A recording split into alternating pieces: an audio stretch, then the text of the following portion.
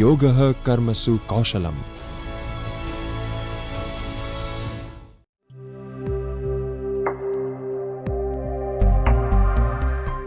હવે આપણે સંશોધનનું મહત્વ, જરૂરિયાત અથવા ઉપયોગિતા વિશેની ચર્ચા કરીએ.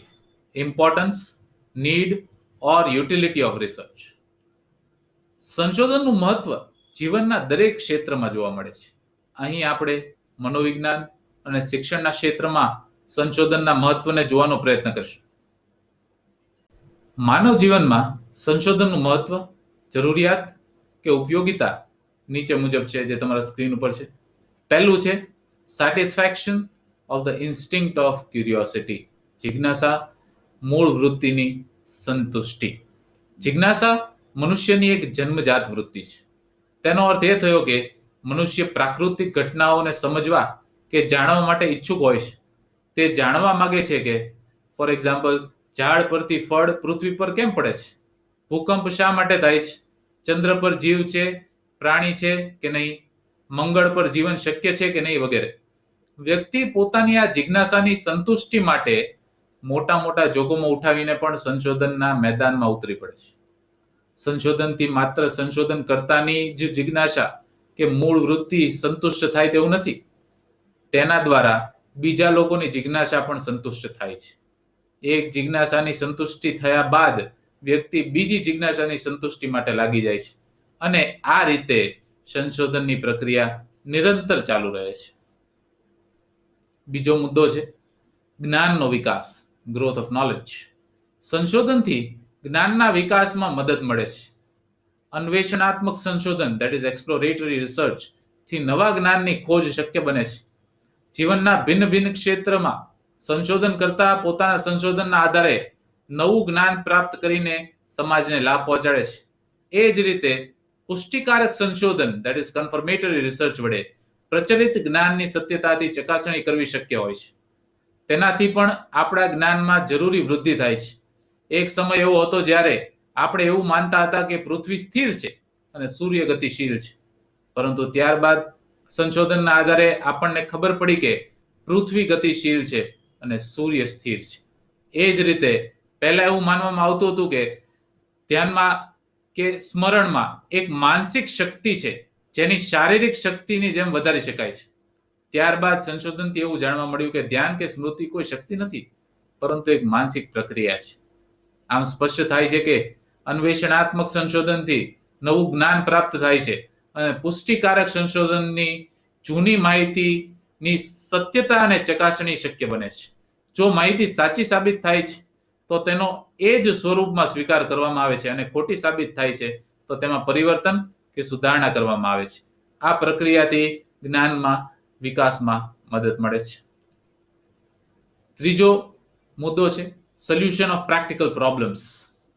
સંશોધનથી ભિન્ન ભિન્ન વ્યવહારિક કે સામાજિક સમસ્યાઓના ઉકેલમાં પણ મદદ મળે છે.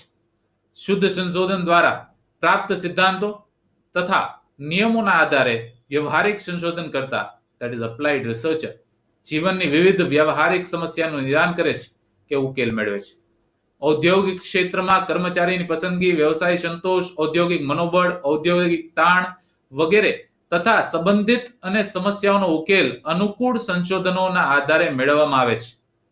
શિક્ષણના ક્ષેત્રમાં પણ અનેક વ્યવહારિક સમસ્યાઓના ઉકેલમાં સંશોધન દ્વારા મદદ મળે છે. સામાજિક જીવનમાં પૂર્વગ્રહ, જ્ઞાતિવાદ, સાંપ્રદાયિકતા, બીબાઢાળ માન્યતાઓ, આક્રમકતા અને હિંસા વગેરે સાથે સંબંધિત વ્યવહારિક સમસ્યાઓના ઉકેલમાં પણ સંશોધન દ્વારા મદદ મળે છે. એ જ રીતે અપરાધ વિજ્ઞાન, ક્રિમિનોલોજીના ક્ષેત્રમાં સંશોધન કાર્યથી ઘણા પ્રકારની વ્યવહારિક સમસ્યાઓના ઉકેલમાં મદદ મળે છે. Collection of past events and facts. ભૂતકાળની ઘટનાઓ તથા તથ્યોનો સંગ્રહ. સંશોધનનો એક લાભ એ છે કે તેના દ્વારા ભૂતકાળથી ઘટનાઓ અને તથ્યો કે હકીકતોને એકત્ર કરાવી શકાય છે. ખાસ કરીને ઐતિહાસિક સંશોધનમાં આ બાબત વધુ લાગુ પડે છે. આ પ્રકારના સંશોધનમાં કામ કરતા સંશોધનકર્તા ભૂતકાળની સંગત ઘટનાઓ તથા તથ્યોને ભિન્ન સ્ત્રોતોના આધારે એક સાથે એકત્ર કરે છે, તથા આ સ્ત્રોતોની વિશ્વસનીયતા તથા યથાર્થતાની ચકાસણી કરે છે. વિશ્વસનીય તથા યથાર્થ સ્ત્રોતો પર આધારિત માહિતી, તથ્યો કે હકીકતોને રાખવામાં આવે છે અને બાકીની માહિતી છોડી દેવામાં આવે છે. આ પ્રકારની માહિતી અને હકીકતોથી વર્તમાનની સમસ્યાનો હલ કરવામાં કે સમજવામાં મદદ પણ આપણને મળે છે. તેની સાથે સાથે ભવિષ્યમાં ઉદ્ભવનાર ઘટનાઓનો પૂર્વાભાસ that is anticipation પણ ભૂતકાળની ઘટનાઓના આધારે શક્ય બને છે. પ્રેડિક્શન ઉપર આપણે જઈએ તો સંશોધનના આધારે ભવિષ્યવાણી કરવી શક્ય બને છે. આવું એટલા માટે શક્ય છે કારણ કે પ્રાકૃતિક નિયમમાં સર્વસામાન્યતાનું લક્ષણ જોવા મળે છે. પ્રકૃતિનો એ નિયમ છે કે જો કોઈ ઘટના એકવાર બની ગઈ છે અને જો સમાન પરિસ્થિતિ હશે તો બીજી વખત પણ બનશે. જો એક પરિસ્થિતિમાં ઝેર ખાવાથી કોઈ વ્યક્તિનું મૃત્યુ થયું હોય તો બીજી સમાન પરિસ્થિતિમાં પણ ઝેર ખાવાથી વ્યક્તિનું મૃત્યુ થશે. જો એક પરિસ્થિતિમાં કોઈ જટિલ વિષયને શીખવામાં સમગ્ર પદ્ધતિ કરતા વિભાગ પદ્ધતિ શ્રેષ્ઠ સાબિત થઈ તો બીજી સમાન પરિસ્થિતિમાં પણ એ શ્રેષ્ઠ જ સાબિત થશે. આ રીતે જીવનના ભિન્ન ક્ષેત્રોના સંશોધનના પરિણામોના આધારે ભવિષ્યવાણી કરવી શક્ય બને છે. આવી ભવિષ્યવાણીના આધારે ભવિષ્યમાં ઉદ્ભવનાર કુદરતી સંકટોથી આપણને બચાવ મળી શકે છે. For the welfare of humanity, સંશોધનથી માનવ કલ્યાણમાં સહાયતા મળે છે. શુદ્ધ સંશોધન અપ્રત્યક્ષ રીતે અને વ્યવહારિક સંશોધન પ્રત્યક્ષ રીતે માનવ કલ્યાણમાં સહાયક બને છે. શુદ્ધ સંશોધન કરતા શરૂઆતમાં માત્ર પોતાની જિજ્ઞાસાની સંતુષ્ટિ માટે સંશોધન કરે છે અને કોઈ પરિણામ પ્રાપ્ત કરે છે, પરંતુ બાદમાં આ પરિણામના આધારે માનવ સમસ્યાઓને ઉકેલવા પ્રયત્ન કરવામાં આવે છે. ન્યૂટને માત્ર પોતાની જિજ્ઞાસાની સંતુષ્ટિ માટે સંશોધન કર્યું અને ગુરુત્વાકર્ષણનો નિયમ શોધ્યો અને ત્યારબાદ માનવ સમસ્યાનો ઉકેલ તથા માનવ કલ્યાણમાં કેટલું યોગદાન આપ્યું એ સર્વવિદિત છે. વ્યવહારિક સંશોધન કરતા સીધું જ વ્યવહારિક સમસ્યાઓનું પણ સંશોધન કરે છે અને માનવ કલ્યાણમાં યોગદાન આપે છે. મનોવિજ્ઞાન, શિક્ષણ તથા સમાજશાસ્ત્રના ક્ષેત્રોમાં કરવામાં આવેલ વ્યવહારિક સંશોધનોથી એવા પરિણામો મળ્યા છે કે જેનો લાભ આજે પણ માનવ જીવનને મળી રહ્યો છે. ઔદ્યોગિક મનોવિજ્ઞાન, શૈક્ષણિક મનોવિજ્ઞાન, ચિકિત્સાત્મક મનોવિજ્ઞાન, અપરાધ વિજ્ઞાન વગેરેના ક્ષેત્રોમાં સંશોધન કરીને મનોવૈજ્ઞાનિકોએ માનવ માટે મોટા કલ્યાણકારી કાર્યો કર્યા છે. સોશિયલ પ્રોગ્રેસની આપણે વાત કરીએ તો સંશોધનથી સામાજિક પ્રગતિમાં પણ મદદ મળે છે. સામાજિક પ્રગતિનો અર્થ છે ભૌતિક અને માનવ સ્વભાવ તથા માનવ સંબંધો પર બૌદ્ધિક નિયંત્રણ, that is a greater intelligent control over physical and human nature and over human relationships should be regarded as the essence of social progress.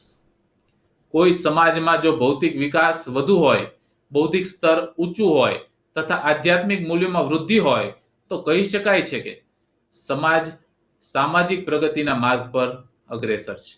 આ સામાજિક પ્રગતિમાં ભૌતિક વિજ્ઞાનો તથા વાર્તનિક વિજ્ઞાનોની અંતર્ગત કરવામાં આવેલ સંશોધનની ભૂમિકા મહત્વની રહેલી છે. જે સમાજમાં આ પ્રકારનું સંશોધન વધુ કરવામાં આવે છે તે સમાજમાં ભૌતિક તથા અભૌતિક પ્રગતિ વધુ જોવા મળે છે.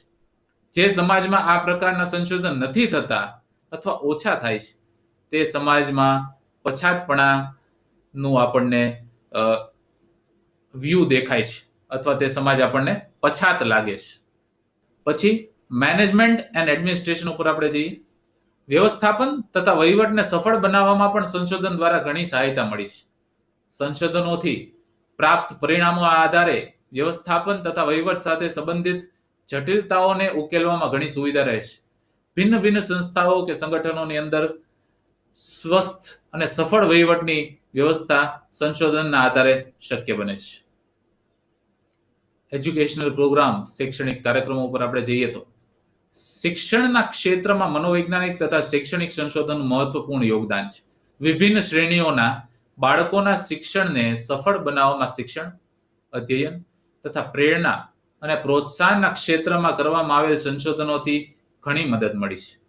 એ જ રીતે વિશિષ્ટ બાળકો એટલે કે મંદ બુદ્ધિના બાળકો, પ્રતિભાશાળી બાળકો, સમસ્યારૂપ બાળકો, શૈક્ષણિક રીતે પછાત બાળકો, અપરાધી બાળકો તથા વિકલાંગ બાળકોના શિક્ષણને સફળ બનાવવામાં સંબંધિત સંશોધનોએ ઘણી મોટી ભૂમિકા નિભાવી છે. સેલ્સમેનશિપ એન્ડ એડવર્ટાઇઝમેન્ટ, વેચાણ કળા અને વિજ્ઞાપન. મનોવૈજ્ઞાનિક સંશોધનોથી પ્રાપ્ત પરિણામોના આધારે વેચાણ અને વિજ્ઞાપનના ક્ષેત્રોમાં મનોવૈજ્ઞાનિકોએ સંશોધન કરી અમુક એવા સિદ્ધાંતો તારવ્યા છે જેનો ઉપયોગ કરીને વેચાણ કલા અને વિજ્ઞાપનને સફળ બનાવવામાં આપણને ઘણી મદદ મળી છે. Development of national and international understanding, રાષ્ટ્રીય અને આંતરરાષ્ટ્રીય સમજણનો વિકાસ. સંશોધન કાર્યોથી રાષ્ટ્રીય તથા આંતરરાષ્ટ્રીય સમજણ કે ભાવનાના વિકાસમાં પણ મદદ મળે છે. શિક્ષણનો એક મુખ્ય ઉદ્દેશ રાષ્ટ્રીય તથા આંતરરાષ્ટ્રીય સમજણ કે ભાવનાને વિકસિત કરવાનો છે. આવી ભાવના કઈ રીતે વિકસિત કરવામાં આવે છે, કયા ઉપાયોનો ઉપયોગ કરવામાં આવે છે, આ બધાની જાણકારી સંબંધિત સંશોધનોથી શક્ય બને છે. મોરિક્સન એ સંશોધનના આ મહત્વના પાસા પર વિશેષ ભાર આપેલો છે.